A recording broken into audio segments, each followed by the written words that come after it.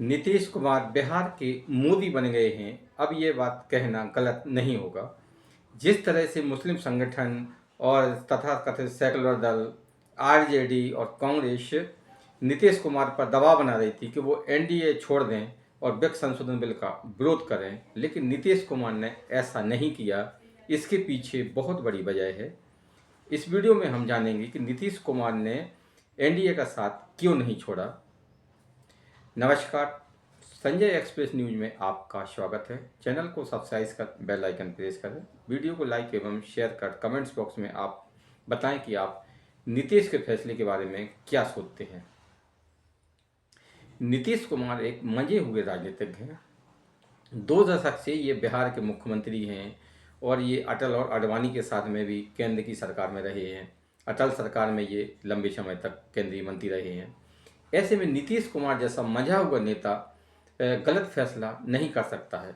यहाँ पर ये सोशल मीडिया हो या तमाम तरह के जो उनके विरोधी हैं और तथा मुस्लिम संगठन हैं, ये सब कह रहे हैं नीतीश कुमार को हम चुनाव में देख लेंगे और सबक सिखा देंगे और ऐसा, लेकिन ऐसा नहीं है। नीतीश कुमार जैसा हुआ चतुर राजनीतिज्ञ अपने पैर पर कुल्हाड़ी नहीं मार सकता है।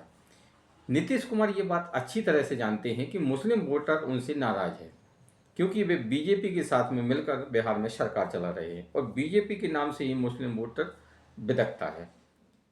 पढ़ा लिखा मुस्लिम है तो उसको छोड़ना तो अलग बात है, लेकिन जो अधिकतर मुस्लिम जो कट्टरपंथी हैं वो बीजेपी के नाम से दूर भागते हैं। तो नीतीश कुमार ने ऐसे में एक बात सोची कि मुस्लिम वोट तो उसको मिलने वाला है नहीं, तो क्यों ना अपना हिंदू वोट ही पक्का कर लिया जाए। इसीलिए उन्होंने वक्फ संशोधन बिल पर केंद्र सरकार का साथ दिया और एनडीए में बने रहे। मुस्लिम वोटों की नाराजगी के बावजूद भी नीतीश कुमार अपने फैसले पर अड़िग रहे। अब नीतीश कुमार के इस कदम से जो बिहार का हिंदू है और देश के हिंदू भी तो खुश हैं, लेकिन बिहार के हिंदू की बात करें तो बिहार का हिंदू बहुत खुश है। मुस्लिम भले ही नाराज हैं बिहार में, लेकिन हिंदुओं का एक बड़ा वोट बैंक अब नीतीश कुमार को मिलेगा, ये बात तय है। क्योंकि वक्फ संशोधन बिल पर पूरे देश में 2 धड़े हो गए थे। एक धड़ा ऐसा है कि जो इसका विरोध कर रहा है, एक धड़ा ऐसा है जिसका समर्थन कर रहा है, और समर्थन में आपके बहुत सारे हिंदू और हिंदू संगठन हैं और इसके विरोध में मुस्लिम संगठन हैं। ये बात अलग है कि मुसलमानों में भी अब फूट पड़ गई है।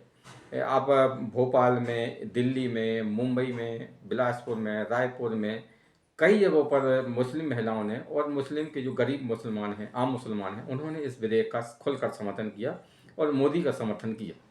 लेकिन इनकी तादाद बहुत कम है। इसके बावजूद भी नीतीश कुमार ने मुस्लिम वोटों की रिस्क पर एनडीए का समर्थन किया, वक्फ संशोधन बिल का समर्थन किया। तो नीतीश कुमार को ये बात अच्छी से पता है कि वो बिहार में मायावती जैसा अपना हाल नहीं करना चाहते, क्योंकि मायावती का बीजेपी के साथ मिलकर सरकार चलाई और दोनों का गठबंधन रहा। इससे जो यूपी का मुसलमान है वो मायावती से नाराज हो गया और उन्होंने मायावती से किनारा कर लिया। और अब इससे मायावती के आज के साल में सब जानते हैं। तो नीतीश कुमार ये अच्छी बात जानते हैं कि 2 नाव पर अगर वे सवारी करेंगे तो डूब जाएंगे। यानी कि वो हिंदुओं को भी खुश करना चाहेंगे और मुस्लिम को भी खुश करना चाहेंगे, तो उनका डूबना तय है। पिछले चुनाव में ये बात उनको समझ में आ गई, क्योंकि बीजेपी गठबंधन में सबसे बड़ी पार्टी बन गई, जेडीयू दूसरे नंबर पर आ गई। इसलिए नीतीश कुमार ने इस बार बड़ी चालाकी से, होशियारी से काम करते हुए हिंदुओं वोटों को अपने पक्ष में करने के लिए मुस्लिम वोटों की परवाह नहीं की। क्योंकि कोई भी स्टेट हो, चाहे आपका कश्मीर को छोड़ दें, यूपी हो, एमपी हो, बिहार हो, वहाँ पर मुस्लिम वोटर कहीं कहीं पर 20% भी हैं, लेकिन ये इतनी तादाद में नहीं हैं कि ये किसी की सरकार बना सकें और किसी की सरकार गिरा सकें। इनके साथ में जब तक सेकुलर हिंदू नहीं लगेगा, ओबीसी दलित नहीं इनके साथ में खड़े होंगे, तब तक मुसलमान वोटर किसी के लिए कुछ भी नहीं कर सकता। ना तो वो सरकार किसी की बना सकता है, ना गिरवा सकता है। तो इसीलिए नीतीश कुमार ने अब अपना एक क्लियर स्टैंड लिया और उन्हें ये पता है कि मोदी के साथ खड़े होने से और वक्फ संशोधन बिल पास का समर्थन करने से हिंदुओं का एक बड़ा वर्ग उनसे खुश है और वो विधानसभा चुनाव में उनका सपोर्ट करेगा। और ऐसा सोचना उनका गलत भी नहीं है। तो ये कहा जाए कि नीतीश कुमार बिहार के मोदी बन गए हैं, तो ये गलत नहीं होगा।